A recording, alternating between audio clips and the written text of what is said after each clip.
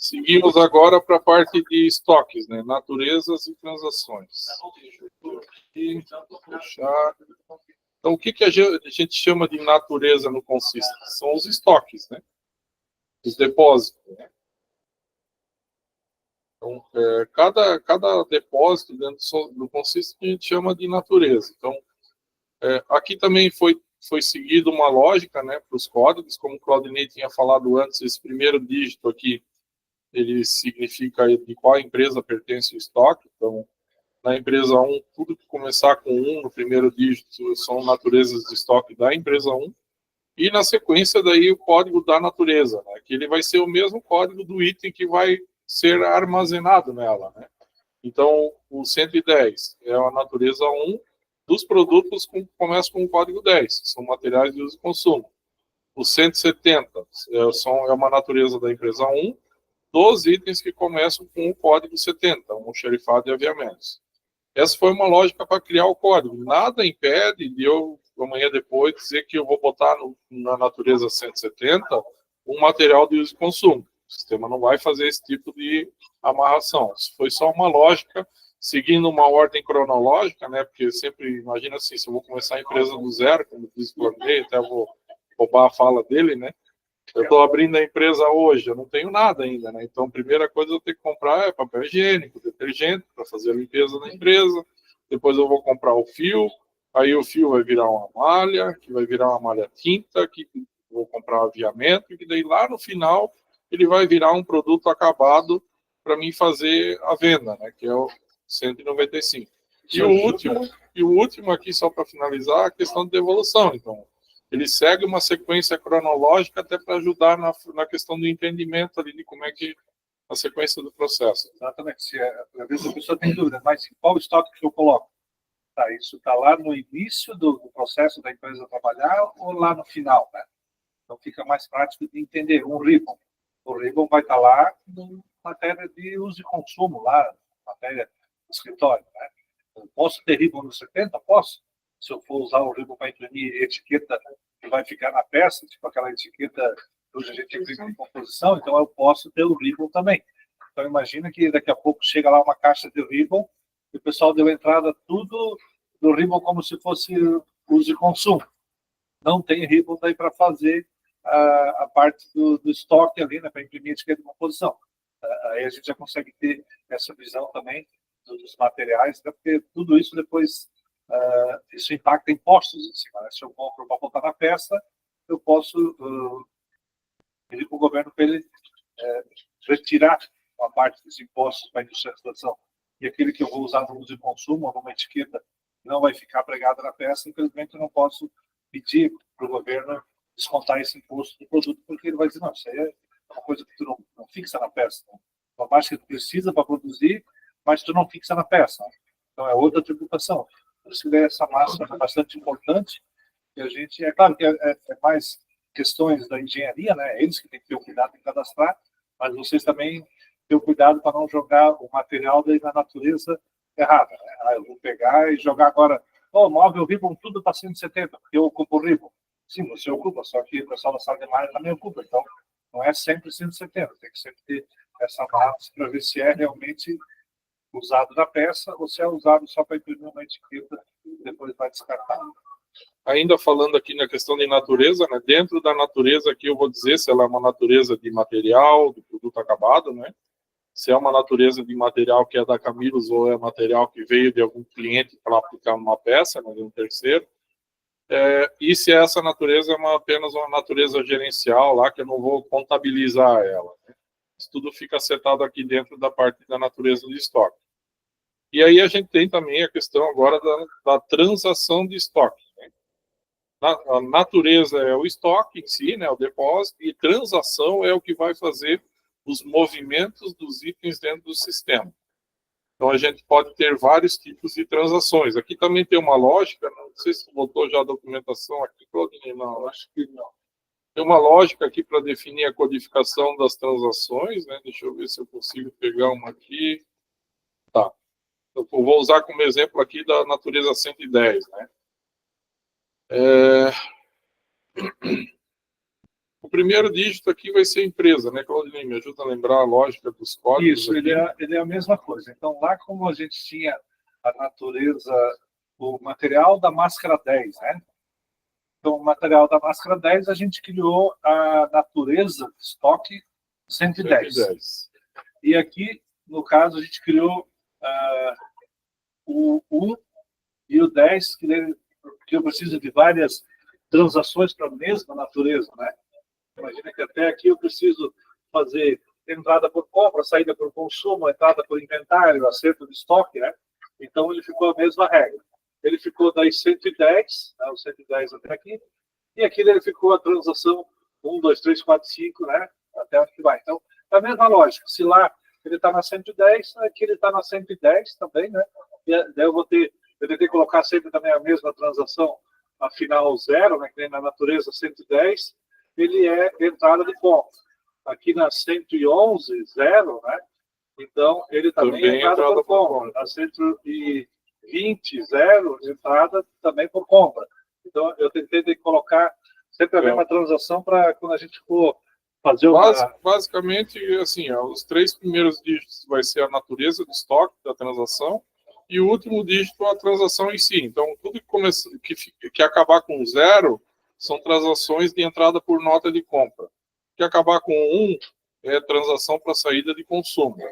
Que acaba com 2, entrada por inventário, 3, saída por inventário e assim por diante, tá? Aí dentro da transação a gente tem algumas questões também, deixa eu pegar uma aqui como exemplo, que são importantes, né? Então, toda entrada por nota de compra, ela tem que ser uma transação físico-financeira. Ela tem que alimentar o meu estoque com o saldo físico da nota fiscal e também tem que alimentar o estoque com o saldo financeiro. Ela tem que valorizar esse meu estoque com o valor que vem na nota fiscal. Então, toda entrada por nota vai ser físico-financeira. Saída e transferência somente físicas. Daí o sistema vai fazer essa questão de baixar o custo médio ali da minha natureza, né? Então, aqui dentro da transação ainda eu digo, né, se essa transação é para uma natureza de material de acabado, né, então a natureza 110 é de material, a transação também precisa ser de materiais. O tipo da transação, né, então, como eu falei, saída sempre física e entrada por nota sempre físico-financeira. Transações do tipo financeira vão ser transações que a contabilidade, a parte ali, administrativa das questões dos estoques, vai usar quando precisar fazer alguma valorização ou desvalorização por algum motivo daquela natureza. Então, para a produção é sempre saída física e entrada por nota fiscal física financeira, né? Entrada por produção vai ser sempre física também, porque daí ela vai valorizar pela ordem de produção. A questão de nota fiscal não sou eu, Sim, sim. Aí o tipo de movimento, né? Então essa transação é uma transação de não consumo, ou vai ser uma transação para consumo na produção, né? Ou vai ser uma transação de transferência. Basicamente, as transações de produção geralmente são ou de consumo ou de transferência, né? Ou eu vou consumir ela para uma ordem de produção ou para algum centro de custo, ou eu vou transferir ela para algum outro estoque. Então, sempre ficar atento nisso também, tá? E aí, aqui embaixo, a situação dela, né, se ela está ativa ou não. E aqui embaixo, eu vou atrelar as operações, né? Então, se é uma transação de saída, eu tenho que dizer aqui qual é a natureza que vai sair e a operação, né? No caso aqui, é uma entrada por compra. Então, ela vai entrar na natureza 110. Então, eu digo que na 110, ela vai somar, né? Em algumas telas, quando você for, por exemplo, fazer uma baixa de uma requisição independente, você vai ter que pesquisar qual transação utilizar. E ele vai abrir essa tela aqui. Eu sempre indico você usar esses filtros aqui, que eles facilitam para você fazer a pesquisa. Por exemplo, eu vou precisar fazer uma baixa de uma requisição independente. Então, eu vou selecionar aqui, né, do estoque que ela vai baixar, né, se é um estoque de material de acabado. No teu caso, sempre vai ser de material, né? O tipo de transação, né? Se é uma transação de entrada, saída ou transferência, no teu caso ela vai poder ser de saída ou de transferência, quando você for jogar algum material do 170 para o 173, né? Estoque Kanban 173. Eventualmente, quando acabar alguma coisa lá, você vai ter que transferir do 170 para o 173. Então, eu vou pesquisar por transação de material de transferência. De onde vai sair? Do estoque 170 para o estoque 173. E vou consultar. E ele vai trazer para mim aí a transação que se encaixa nesse meu filtro de pesquisa. E aí eu vou usar a descrição aqui para entender o que essa transação faz, né? Então, eu vou fazer uma transferência do 70 para o 73, então uma transferência de setores. É essa transação aqui. Eu vou selecionar e ele vai levar essa transação para mim fazer a baixa da requisição. Da mesma forma, se eu precisar fazer uma saída, né? Eu vou baixar uma requisição independente para consumo, né? Então, uma de material, saída do 170, né? Eu sei que é 110. 170. Vou consultar. Aí aqui eu tenho 3 saídas, né? Depois ainda teria que ter uma aqui para saída para requisição independente, eventualmente, né, Claudinei? Não sei se... Tá certo. O material de uso consumo é na 110. Ali é só aviamento. Saída para consumo, é essa transação que eu vou utilizar. Seleciona ela e baixa a requisição. Se você usar esse filtro aqui, ele facilita bastante para você encontrar, né? O que é muito comum. O pessoal entra aqui, dá um consultar. Ele vai trazer aqui, tem 207 transações para mim escolher. Daí fica ruim de procurar aqui no meio, né? Por mais que eu use aqui o filtro, né? Eu quero ver tudo que tem a natureza 110. Ainda assim, pode aparecer um monte de transação aqui e ficar confuso, né? Porque eu não vou saber o que cada uma faz, às vezes eu não consegui interpretar por isso aqui, né? Na descrição da transação, a gente usa por padrão sempre botar a operação que a transação faz. Então, nesse caso aqui, são transações de entrada e de saída no 110. Então, quando tiver um mais 110, quer dizer que é uma transação que alimenta o estoque 110. Menos 110, ela subtrai do 110. Quando ela for uma transação de transferência, ela vai ter menos 110 mais o estoque que ela vai alimentar, né? Sempre tira de um e joga para o outro. Né? Mostra lá a CCZ 720, o reduzido 55. Puxa ele desde o dia 1º de janeiro. 55. Aí eu preciso de acordar? Consegue. Deixa eu só explicar essa tela. 170. CCESA 720 é como se fosse o teu extrato bancário da tua conta no banco. Ela vai mostrar toda a entrada e saída que teve, toda a movimentação que teve do produto que você indicar, no período que você indicar, no estoque que você indicar. Então, eu estou consultando essa etiqueta, né? Como a gente falou do reduzido antes, né? Eu sei que é o código 55.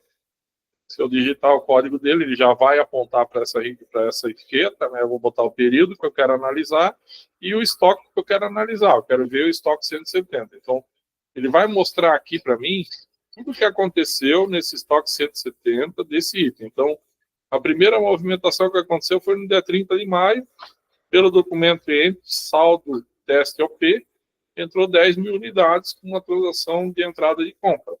Se eu quiser detalhar, eu quero ver quem fez essa entrada, né? Vou detalhar. Aí ele traz aqui em outros quem foi o operador, qual foi a rotina que ele usou e a data e a hora que ele fez a movimentação.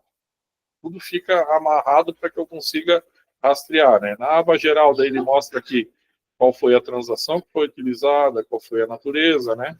A quantidade, o valor unitário, né? E a valorização desse estoque que foi feito a entrada manual, né? E aí, seguindo, ele vai mostrando daí também a saída. Lá nesse mesmo dia, tive uma requisição da OP número 5, da OP número 18, 19, da 20, 24. E aí a quantidade que foi saindo, né? Consigo também detalhar aqui.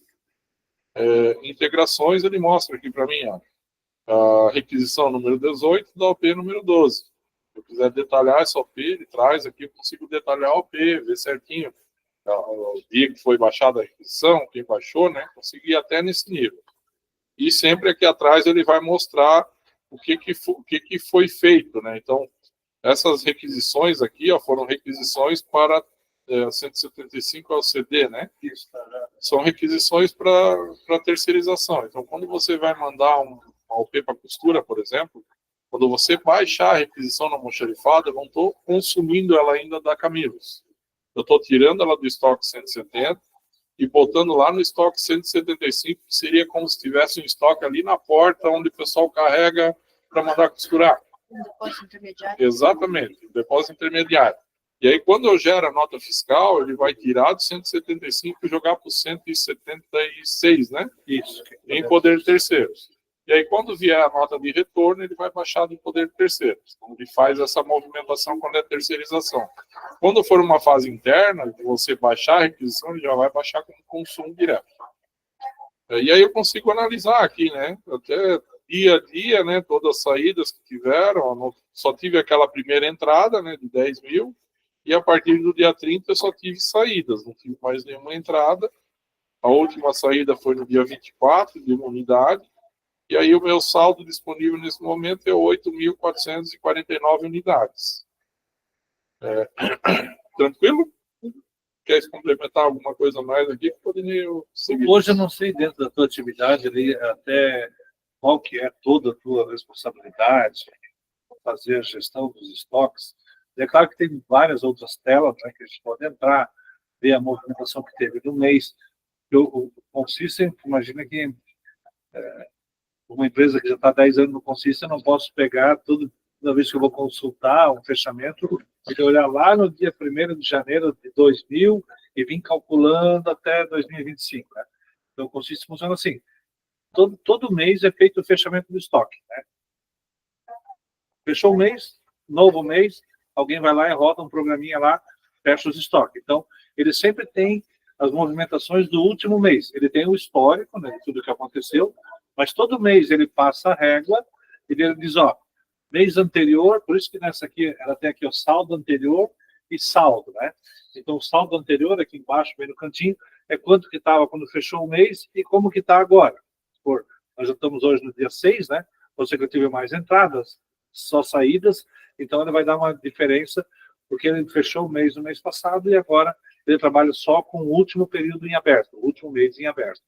Aí existem outras rotinas, como a CCESA 634, onde eu posso consultar todos os itens. Eu tive movimentação dentro da natureza 170, que essa aqui é bem específica, item por item, né? Se eu pegar outra rotina, eu consigo ver tudo. Imagino também a questão dos estoques em valor. Né? Então, alguém entrou numa nota que era para ser milheiro, entrou em unidade. Aí o valor vai lá em cima, vamos supor, né? Ou um valor que era para ser mais alto, vai lá embaixo, porque ele botou 1.000 milheiros, em vez de botar 1 milheiro, né? Aí isso vai estragar o valor dos estoques. Como eu digo, eu não sei se hoje você tem essa responsabilidade de cuidar dos valores, tudo certinho dentro do estoque. Se tiver, daí com o tempo a gente depois vai estar passando para vocês. Tu quer só abrir a CCESA 634 ou Marcelo? Sim, só um pouquinho. CCESA 634. Isso, pode dar um Enter ali. Ali também é um Enter, não muda a data, Enter. E bota a natureza 170, só para pegar uma ali. E dá um encerrar, então já consultou. Então, se for, aqui ele pegou está pegando todos os itens em ordem crescente, né? E aqui no final ele tem essas informações que ele disse. Como nós já estamos no mês 8, nós não fechamos ainda, porque nós estamos em implantação, então ainda não está com o mês 7 fechadinho, bonitinho, né? Por isso que ele está meio bagunçado aqui. Mas no mês anterior não teve movimento, que foi o mês 7, e aqui ele vai dizendo o que houve de entradas, o que houve de saídas e qual que é o nosso valor atual do estoque. Então, por aqui eu já consigo, ordenar a ordem crescente ou decrescente, aí eu consigo ver lá, tá, mas por que uma etiqueta está custando R$10, se ela custa 10 centavos? Por que um zíper está custando 1 centavo, você tem que custar R$1? Aí tu consegue já ter uma gestão também dos teus estoques lá para ver se alguém fez alguma arte, como a entrada na unidade de medida errada, ou, como o Marcelo bem falou antes, né, como todos os itens são comprados, alguém foi lá e fez um acerto de estoque manual e não botou valor no físico financeiro lá. Entrou 10.000 unidades de zíper, que tinha um pacote lá, sei lá por que motivo, razão, circunstância, fora do estoque, mas não disseram o valor que era cada zíper.